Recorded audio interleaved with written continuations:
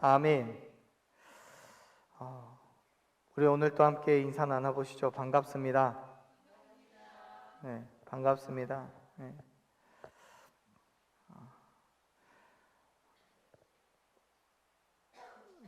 우리가 그리스도인으로서 살아왔던 그 모든 순간들을 생각해 보면 어느 때는 정말 내가 생각해도, 내가 나를 봐도 자랑스러울 만큼 잘 살았던 때도 있고요. 또 어느 때는 정말 후회스러울 때도 있죠. 시간을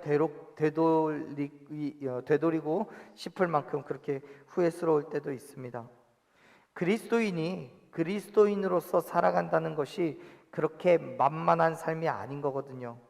쉬운 일이 절대로 아닙니다. 그렇게 살아가기 위해서는 분명하고도 확실한 결단이 필요합니다. 그리스도인의 삶이 무엇인지를 알아야 되고요. 아는 것뿐만 아니라 그렇게 살아내야 돼요. 물론 그렇게 살기 위해서는 때로는 수고와 헌신도 해야 되고요. 때로는 적지 않은 희생도 필요합니다. 그렇기 때문에 그리스도인의 삶을 살아간다는 것이 그만한 무게라는 게 있기 마련인 거죠. 그럼에도 불구하고 사랑하는 여러분, 그 삶을 살아내야 됩니다. 왜냐하면 우리는 하나님을 믿기 때문이죠. 동의하십니까? 예수 그리스도의 죽으심과 부활하심을 믿기 때문입니다. 그 믿음으로 그리스도의 삶을 우리의 삶에서 그대로 재현해내야 되는 거예요. 그러한 삶을 살아내는 사람이 바로 그리스도인이라 불리는 거예요. 믿으시길 바랍니다. 교회를 다닌다고, 성경 읽는다고, 또 어떤 교회에 내가 이름이 등록되어 있다고 그리스도인이 아니에요. 그리스도의 삶을 살아내는 사람이 바로 진정한 그리스도인이 될 수 있는 겁니다. 하나님께서 저와 여러분에게 그렇게 살아갈 만한 힘과 능력을 더하여 주실 줄로 믿습니다. 내 힘과 내 능력으로는 그게 불가능하니까요. 인간의 연약함 가지고 그리스도인 된 삶을 살아간다는 것이 너무도 부족하고 어렵다는 것을 너무나 잘 알고 있으니까요. 하나님 앞에 무릎 꿇고 간구하며 주의 도우심을 구해야 되는 거예요. 그럴 때마다 하나님께서 우리에게 다시금 새 힘 불어넣어 주시고 새 능력으로 매일매일을 그리스도인으로 살아가게 해 주실 줄로 믿습니다. 사랑하는 여러분, 여러분이 믿고 계시는 하나님은 어떤 분이십니까? 어떤 하나님과 교제하고 계시고 또 어떤 하나님의 은혜를 소망하고 계십니까? 예수님께서 제자들에게 그렇게 질문을 하셨어요. 27절 말씀을 한번 읽어볼까요? 27절 읽습니다. 예수와 제자들이 빌립보 가이사랴 여러 마을로 나가실세 길에서 제자들에게 물어 이르시되 사람들이 나를 누구라고 하느냐? 아멘. 제자들에게 물으십니다. 사람들이 나에 대해서, 즉 예수님에 대해서 뭐라고 생각하고 있는지, 뭐라고 말하고 있는지를 물어요. 그때 그 질문을 들은 제자들이 뭐라고 대답을 합니까? 28절 보면 이야기하죠. 같이 읽어볼게요. 제자들이 여짜와 이르되 침례 요한이라 하고 더러는 엘리야, 더러는 선지자 중 하나이다. 아멘. 예수님의 질문에 제자들이 대답을 하지만 그 대답은 당시 사람들이 가지고 있었던 예수님에 대한 일반적인 시선입니다. 그들은 일반적으로 많은 사람들은 예수님에 대해서 뭐라고 생각했냐면 침례 요한이라고, 엘리야라고, 또 많은 선지자들 중에 하나라고 생각했습니다. 이러한 평가에서 우리는 두 가지 사실을 알 수 있는데요. 한 가지는 당시의 유대인들이 예수님을 그들이 오랫도록 기다리고 소망했던 메시아로 인식하지 못했다는 거예요. 그럼에도 불구하고 하나님의 말씀을 예언하거나 대언하는 선지자적인 위치에 있는 사람이라고 평가했습니다. 다시 말해서 당시의 유대인들은 예수님에 대해서 불치의 병을 고쳐주거나 죽은 자를 살리는 위대한 인물, 하나님과의 직접적인 소통을 하는 믿음의 사람이라고만 생각을 했습니다. 하나의 인간이라는 거죠. 많은 사람들 중에 한 명이라는 거예요. 유대인들에게 있어서 예수님은 그 이하도 그 이상도 아니었습니다. 반면 제자들에게 있어서의 예수님은 어떻습니까? 예수님은 제자들에게도 동일한 질문을 하십니다. 제자들이 예수님을 어떻게 생각을 하느냐고 질문하는 거예요. 그 질문에 베드로가 제자들을 대표해서 이렇게 대답합니다. 29절 말씀이에요. 같이 읽겠습니다. 또 물으시되 너희는 나를 누구라 하느냐? 베드로가 대답하여 이르되 주는 그리스도이시니이다 하매. 아멘. 그동안 베드로를 비롯한 많은 제자들이 예수님 옆에서 보고 경험했던 그 예수님은 유대인들의 시선 속에 있었던 선지자의 위치를 넘어선 진짜 그리스도였습니다. 그래서 베드로가 대답하는 거예요. 주는 그리스도시라고요. 그리스도라는 게 뭡니까? 헬라어로 말하면 크리스토스라고 하는 단어인데요, 이 단어는 기름 부음을 받은 자라는 뜻입니다. 유대인들이 그토록 기다렸던 구약의 메시아를 말하는 거예요. 다시 말해서 베드로는 구약에 예언된 메시아, 유대인들이 하나님의 약속으로 기다렸던 메시아가 바로 예수님 당신입니다 라고 고백하고 있는 거예요. 이때가 비록 예수님께서 고난을 받으시고 죽으시고 부활하신 이후는 아니에요. 그 이전입니다. 한참 전이에요. 그럼에도 불구하고 베드로는 이미 예수님을 하나님의 아들이라고 인정했습니다. 그래서 동일한 사건을 기록하고 있는 마태복음 16장을 보면 정말 우리가 잘 알고 있는 베드로의 고백이 나오죠. 뭐예요 그게? 주는 그리스도시요 살아계신 하나님의 아들이십니다 하는 고백이요. 사랑하는 여러분, 그렇다면 여러분이 바라보고 계시는 예수님은 어떤 분이십니까? 우리와 똑같은 인간에 불과한 겁니까? 아니면 그리스도, 살아계신 하나님의 아들이신 겁니까? 여러분, 예수님이 당시의 유대인들이 생각한 것과 같이 침례 요한이나 엘리야나 아니면 선지자 중에 하나인 것과 또 제자들이 고백하고 있는 것처럼 그리스도라는 것에 있어서는 사실 큰 차이가 없어요. 무슨 말이냐면 예수님께서 행하신 그 모든 일들, 다시 말해서 병을 치료하거나 하나님의 말씀을 선포하는 것들은 모두 엘리야도 했었고요, 침례 요한도 했었습니다. 많은 선지자들이 했던 사역입니다.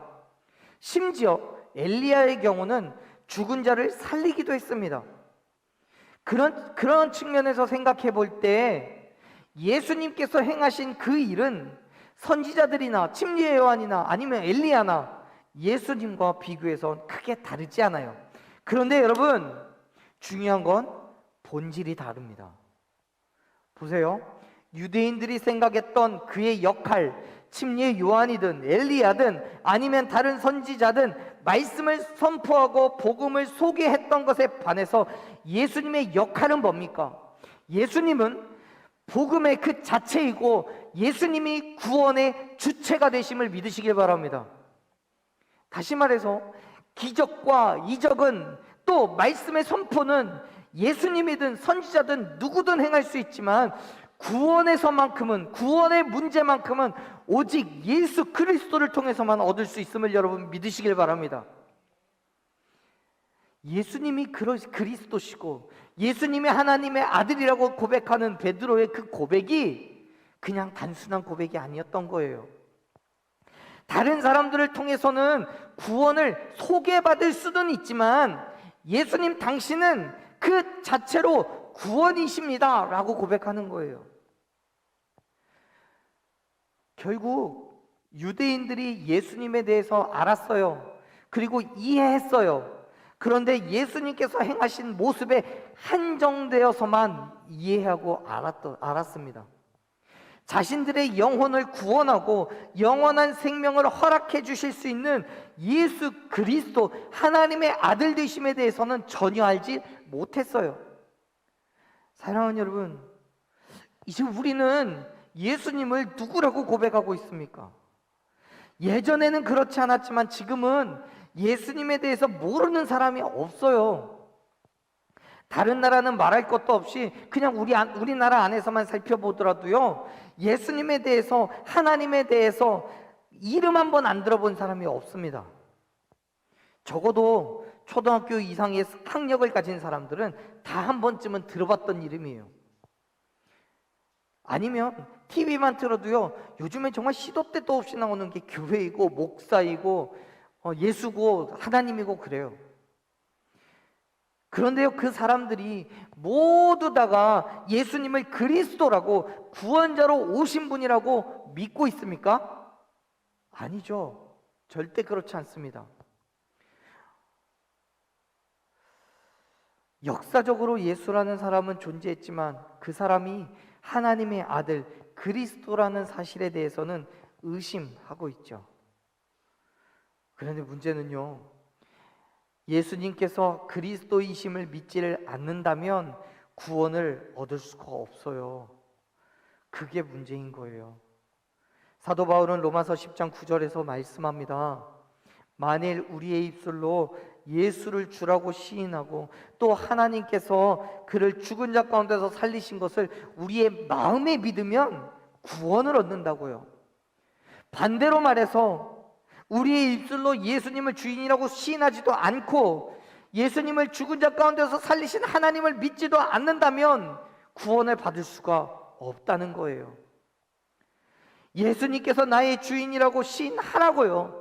예수님께서 나를 위하여 죽으셨고 하나님께서 그 예수님을 다시 살리셨다고, 그것을 믿어야 된다라고, 그래야 구원을 받는다고 바울은 선포를 하고 있는 거예요. 그런데 많은 사람들이요, 예수님을 알지만 믿지 않아요. 예수님께서 우리를 위해 죽으셨고 부활하셨다는 사실을 알지만 믿지 못해요. 머리에는 인정이 되는데 마음에서 믿지 못하겠는 거예요. 여러분 어떠십니까? 여러분은 예수님을 알고 계십니까? 예수님께서 나를 위하여 이 땅에 오셨다는 사실을 믿으십니까? 우리를 위해서, 나를 위해서 죽으시고 부활하신 분이 예수님이라는 사실을 확신하고 계십니까? 그럼에도 불구하고 세상에서 넘어지고 좌절하고 세상의 유혹에서 벗어나기 힘든 이유는 뭡니까? 왜 다 이웃을 상처를 주고 이기적인 마음으로 다른 사람의 희생을 강요하기도 합니까? 사랑하는 여러분, 예수님께서 그리스도라는 사실을 인정하신다면, 예수님이 나를 위해서 죽으시고 부활하셨다는 사실을 여러분 또한 인정해야 하는 겁니다. 동의하십니까? 그렇다면 저와 여러분이 예수 그리스도의 십자가의 죽으심과 부활하심을 믿음으로 정결케 되었고 그렇게 하나님의 자녀가 되었다면 이제는 하나님의 자녀답게 살아가십시오. 그게 그리스도인입니다. 변화된 삶, 내 자아와 욕심, 내 생각, 내 지식 다 버리고 성경의 말씀대로 우리의 삶에서 성령의 열매들을 하나하나 맺어가는 그 삶을 살아가는 것이 그리스도인 된 삶이라는 사실을 여러분 믿으시길 바랍니다. 그런데 여전히 우린 변화되지 못하고 그 자리에 머물러 있다면 아직까지 예수님을 그리스도라고 인정하지 못하고 엘리야라고, 침례의 요한이라고, 선지자라고 그렇게 이해하고 있기 때문인 거예요. 사랑하는 여러분, 이제는 저와 여러분의 믿음이 온전히 예수님을 구원자로 그리스도라고 인정하는 그런 믿음 되기를 간절히 축원합니다. 왜요? 그러한 믿음에 구원이 있기 때문입니다. 물론 예수님이 그리스도로 인정되기 위해서는 그만한 어려움과 고난이 뒤따르게 되어 있습니다. 여러분 오해하지 마세요. 제가 말씀드리는 거는 예수님은 그리스도가 아닌데 그리스도라고 인정받기 위해서 고난을 받으셨다는 얘기가 아니에요. 또 예수님이 아니라 누구라도 고난을 받으면 그리스도가 될 수 있다고 말하는 것도 아니에요. 우리에게 구원을 허락하실 수 있는 분은 오직 예수 그리스도 한 분뿐이고 그분의 죽으심과 부활하심을 통해서만이 우리의 모든 죄가 용서받았다는 사실은 분명합니다. 그런데 여러분, 만일 예수님께서 고난받지 않으셨다면요, 십자가의 죽으심과 부활하심이 예수님께 없었다면요, 만일 그렇다면 예수님은 그리스도가 될 수 없어요. 예수님의 고난은 우리에게 구원을 허락하시기 위해 반드시 필요한 시간이었습니다. 그래서 예수님은 제자들에게 당신이 받으셔야 되는 고난을 가르치셔요. 31절 말씀을 보십시오. 이렇게 말씀합니다. 같이 읽을게요. 인자가 많은 고난을 받고 장로들과 대제사장들과 서기관들에게 버림받아 죽임을 당하고 사흘 만에 살아나야 할 것을 비로소 그들에게 가르치시되. 아멘. 예수님은 이제 처음으로 제자들에게 당신이 누구인지 자신의 신분에 대해서 분명히 밝혀주고 계십니다. 뭐라고 얘기합니까? 고난을 받고 십자가에서 죽임을 당하고 그 뒤에 사흘 만에 살아나셔야 된다고요. 예수님께서는 제자들에게 당신이 받으셔야 될 그 고난과 죽음 그리고 부활에 대해서 가르치시면서 내가 곧 메시아, 유대인들이 그토록 기다렸던 그 메시아라고 말씀하고 계시는 거예요. 사랑하는 여러분, 우리가 예수님에 대해서 분명히 알아야 될 사실은 예수님이 그리스도시라는 사실입니다. 그리고 뿐만 아니라 우리의 모든 행함과 우리의 입술로 예수님이 그리스도라는 사실을 증거해야 된다는 것을 믿으시길 바랍니다. 물론 그 가운데 어려움이 있습니다. 고난도 있고요, 괴로움도 있습니다. 보세요. 예수님께서도 당신이 그리스도이심에도 불구하고 고난을 받으셔야 한다고, 버림받고 죽임을 당하셔야 된다고 가르치고 계시잖아요. 우리도 마찬가지입니다. 저와 여러분이요, 그리스도인이라면 그리스도인이기 때문에 받아야 될 고난이 있고 또 버림받음이 있고 또 죽임당함이 있어야 됩니다.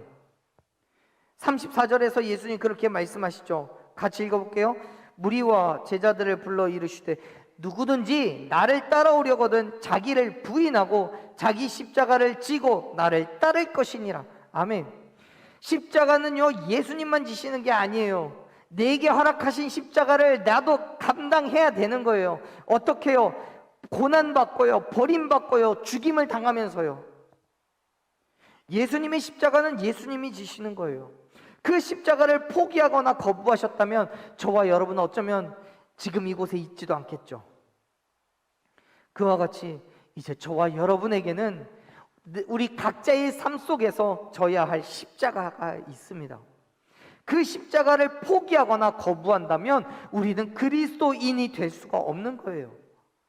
물론 그 십자가가 결코 쉽게 질 수 있는 십자가 아닙니다. 십자가는요, 즐겁고 행복한 그런 쾌락적인 게 아니에요. 고통이고요, 고난이고요, 두려움이에요.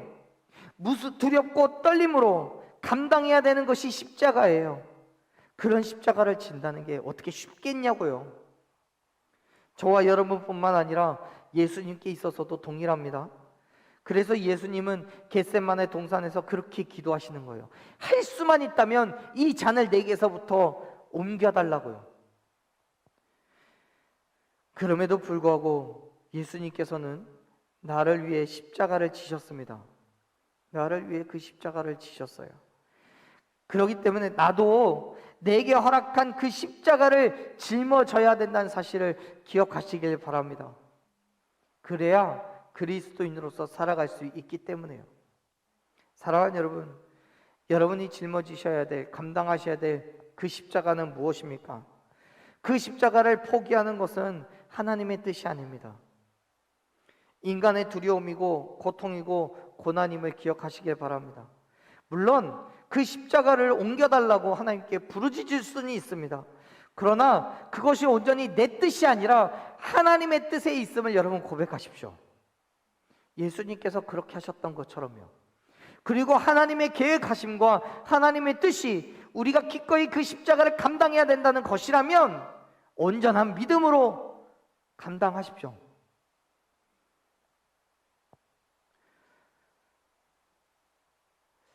우리가 믿음으로 그 십자가를 감당할 때에 하나님께서 우리를 죽음 가운데서 생명으로 옮겨 주실 줄로 믿습니다.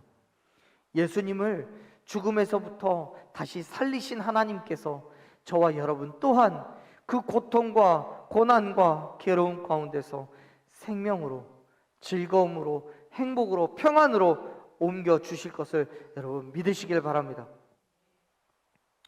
예수님께서 고난 받으시고 죽으실 것을 가르치실 때 베드로는 그 일에 강하게 항변을 하면서 예수님을 말리죠. 그때 예수님은 뭐라고 어떻게 반응하십니까? 33절 읽어볼까요? 33절 읽어보겠습니다. 예수께서 돌이키사 제자들을 보시며 베드로를 꾸짖어 이르시되 사탄아 내 뒤로 물러가라. 내가 하나님의 일을 생각하지 아니하고 도리어 사람의 일을 생각하는도다 하시고. 아멘. 여러분, 저와 여러분이 짊어져야 될 그 십자가는요, 우리가 그리스도인이기 때문에 당연히 감당해야 될 십자가임을 믿으시길 바랍니다. 다시 말해서 우리가 교회를 다닌다면, 믿음이 있다면, 예수 그리스도의 죽으심과 부활하심을 믿는다면 당연히 짊어져야 될 몫이에요. 그 십자가가 때로는 세상의 비난일 수 있습니다. 때로는 핍박일 수도 있습니다. 우리가 그리스도인이기 때문에 세상의 쾌락과 세상의 즐거움을 포기해야 되고 인간의 욕심을 버려야 될 수도 있습니다. 그것이 결코 즐겁지 않아요. 그래서 포기하고 싶어요. 그럼에도 불구하고 그리스도인이기 때문에 내가 짊어져야 될 십자가예요.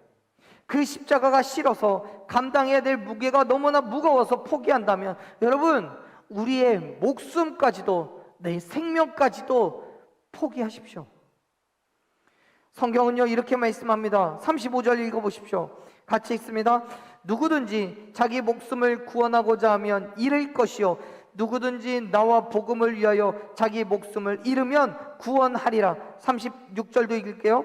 사람이 만일 온 천하를 얻고도 자기 목숨을 잃으면 무엇이 유익하려. 37절 사람이 무엇을 주고 자기 목숨과 바꾸겠느냐. 마지막 38절 누구든지 이 음란하고 죄 많은 세대에서 나와 내 말을 부끄러워하면 인자도 아버지의 영광으로 거룩한 천사들과 함께 올 때에 그 사람을 부끄러워하리라. 아멘. 사랑하는 여러분, 목숨이 아니라 나를 포기하십시오. 내 자아를 포기하고 내 생각과 지식을 포기하고 내 욕심을 포기하십시오. 예수 그리스도를 따라서 그 고난의 십자가, 무섭고 고통스러운 십자가를 감당하십시오. 그래야 그리스도인이에요. 그래야 예수님을 따라 살아가는 사람이에요. 어쩌면 여러분 그렇게 생각하실지도 모르겠습니다. 저 목사가 나를 계속 어두운 가운데로 끌고 가네, 계속 죽으라고 하네, 고난을 계속 이야기하네, 그러실지도 모르겠습니다. 그런데 여러분, 어둠으로 가는 길이 아니에요. 우리가 감당해야 될 이 고난이, 고통이, 괴로움이 정말 세상의 시선으로 볼 때는 사망인 것처럼 보이고 끝이 보이지 않는 어둠의 터널인 것 같이 보이지만 이 길의 끝에 반드시 하나님의 거룩하신 영광이 저와 여러분 가운데 있음을 믿으시길 바랍니다. 사망에서부터 오히려 생명으로 옮겨지는 구원의 은혜를 누리게 될 줄로 믿으시길 바랍니다. 그게 하나님이 저와 여러분에게 주시는 은혜인 거예요. 베드로가요 예수님을 그리스도라고 부를 수 있었듯이 세상이 우리를 그리스도인이라고 부르게 하려면 정말 예수님을 따라 예수님 같이 살아가야 되는 거예요. 예수님을 따라 살아가는 것은 부끄러운 게 아닙니다. 그것이 연약한 것이 아닙니다. 오히려 세상 사람들이 부끄럽다고 생각하는 것, 고통스럽다라고 괴로운 것이라고 여기는 것, 그 십자가를 지신 예수님을 따라 살아가는 것이 바로 그리스도인임을 믿으시길 바랍니다. 사랑하는 여러분, 저는 저와 여러분이 그리고 이 교회가 정말 예수님을 믿는 그리스도인들로 채워지기를 소망합니다. 그래서 정말 예수 그리스도만 증거되어지는 교회가 되기를 원합니다. 그러기 위해서는 분명히 우리에게 허락된 그 십자가가 있어요. 그 십자가를 포기하지 말고 짊어지십시오. 그 십자가에 물론 고난이 있고 고통도 있어요. 어쩌면 죽음도 있을지도 몰라요. 그러나 사랑하는 여러분, 믿음으로 감당하십시오. 그것이 그리스도인으로 살아가는 것임을 믿으시길 바랍니다. 그러한 믿음의 삶 가운데 하나님께서는 우리가 감당할 만한 그 십자가를 고난과 눈물의 십자가로 끝내지 않으시고 반드시 부활의 기쁨을 누리게 해주실 줄로 믿습니다.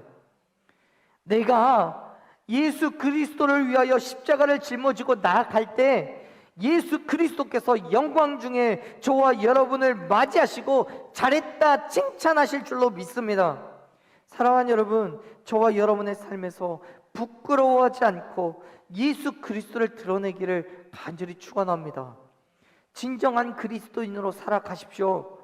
그 믿음으로 세상 속에서 온전한 그리스도인으로 인정받으십시오. 하나님의 바른 그리스도인으로서 살아갈 때 예수 그리스도께서 하나님의 영광으로 거룩한 천사들과 함께 저와 여러분을 맞이하여 주실 줄로 믿습니다. 그 믿음으로요, 세상의 힘듦과 어려움과 고난과 유혹 가운데서 매일같이 승리하는 저와 여러분 되기를 간절히 축원합니다. 다시 한번 말씀으로 나아가십시오. 다시 한번 십자가 앞으로 나아가십시오. 다시 한번 예수 그리스도의 거룩하신 그 이름 앞에 우리가 굴복하고 주의 도우심을 구하십시오.